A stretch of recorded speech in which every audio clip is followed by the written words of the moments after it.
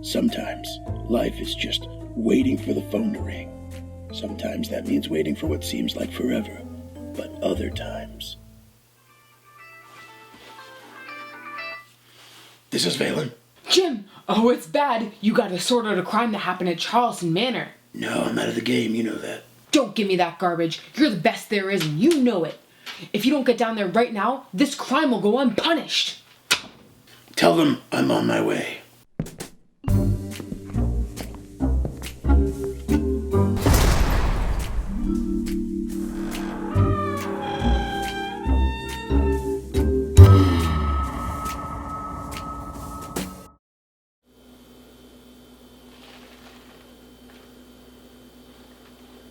Sorry, but can you tell us what we're doing here?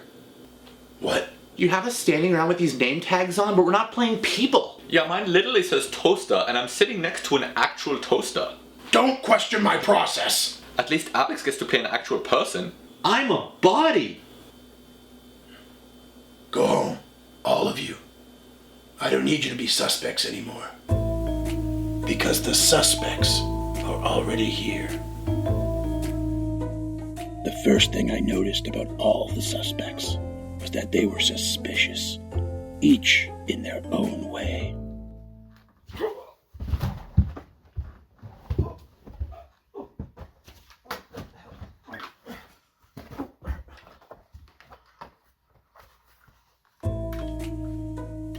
The first thing I noticed about John Michael Quinn was that he went by JJ. The second letter wasn't immediately apparent, and that, by itself, was suspicious. Also, he was holding a gun. Very suspicious. Tell me what you know about what happened. Single J. I know 2 things, friend. No more and no less. All right. Tell me the first of these 2 things that you know. I know that my poor girl, Sam, she ain't got nothing to do with this. You should let her go. Your opinion is noted. Now tell me the second of the 2 things that you know. That the killing was done by that no-good viper, Karen. Maybe it was the way he spoke, like a Vegas jazz singer who's been stuck in a mine for so long that he's forgotten how to speak with another human being. Or maybe it was the fact that he was still holding the gun. It didn't matter how I knew. This cat was lying about something.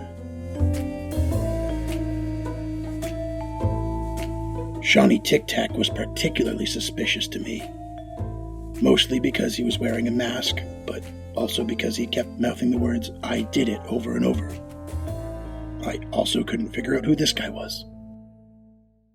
I prefer to interview suspects alone. It's okay. He's a general surgeon.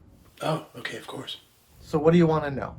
I want to know what you know about what happened here tonight. I don't know much, but I can tell you what I saw with these eyes. You pointed at him. Yeah, I told you he's a surgeon. I am. I have a business card. Dr. D.R. Robinson, General Surgeon. The DR stands for doctor. That's fine. Just tell me what you know. I know that it was Sam who did this. She's got a super strong motivation. All right. And the other thing? I don't care what anyone says. Karen had nothing to do with this. And you can vouch for this? Oh, me? No, I just got here.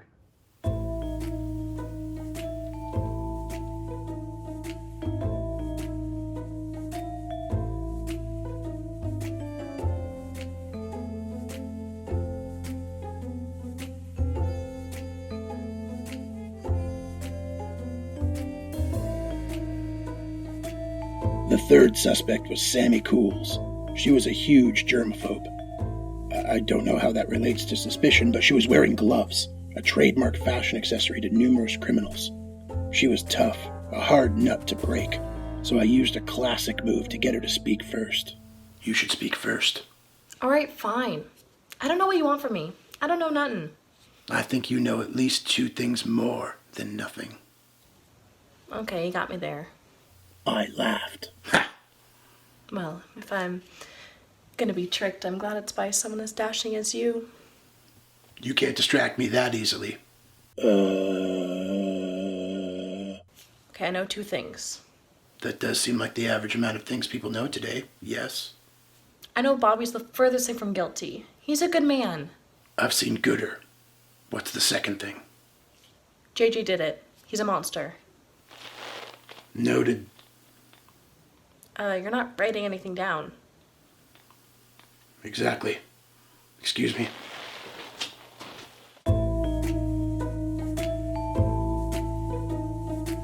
The first thing I noticed about Karen Snake-Eyed Peterson was that she kept winking at me.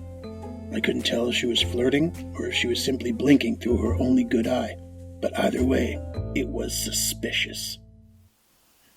What happened to your eye? Baby shower. Say no more. She didn't say anything more, so I continued. Nice night to commit crime. A classic line on my part.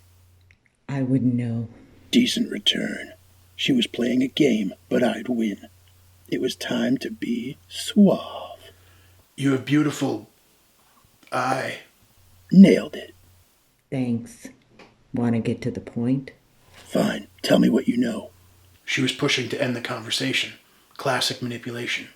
Excuse me? Sorry, I mixed that up. Tell me what you know.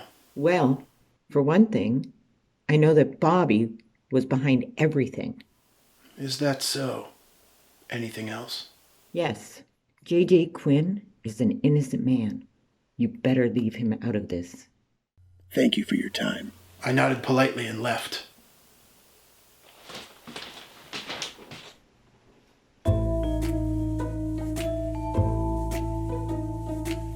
Last to be interviewed was Bobby the Robbie McLobby, no relation.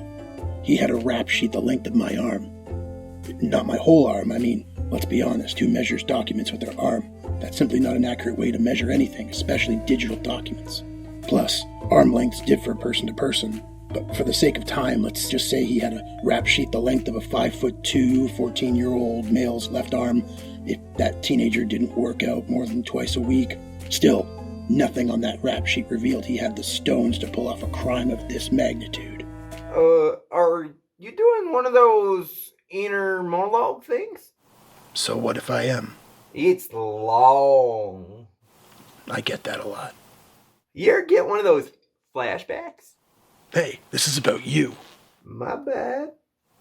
What happened? I only know a thing or 2. My guess is 2. Yeah, first off, it was Sean. Oh, really? What's the second thing? It was Karen.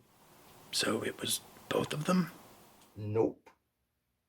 It was then that I realized that each one of them had done the same thing. Do I gotta be here for this? Huh? No, you can go. It was then that I realized that each one of them had done the same thing. They'd each told one lie and one truth about the other suspects. I called the captain, but got Tiffany. What's up? Where's Dino? It was too many lines. All right, well, I hope you're ready to have your mind blown because I just cracked this case wide open. I know who did it. And if you've been paying attention, you do too.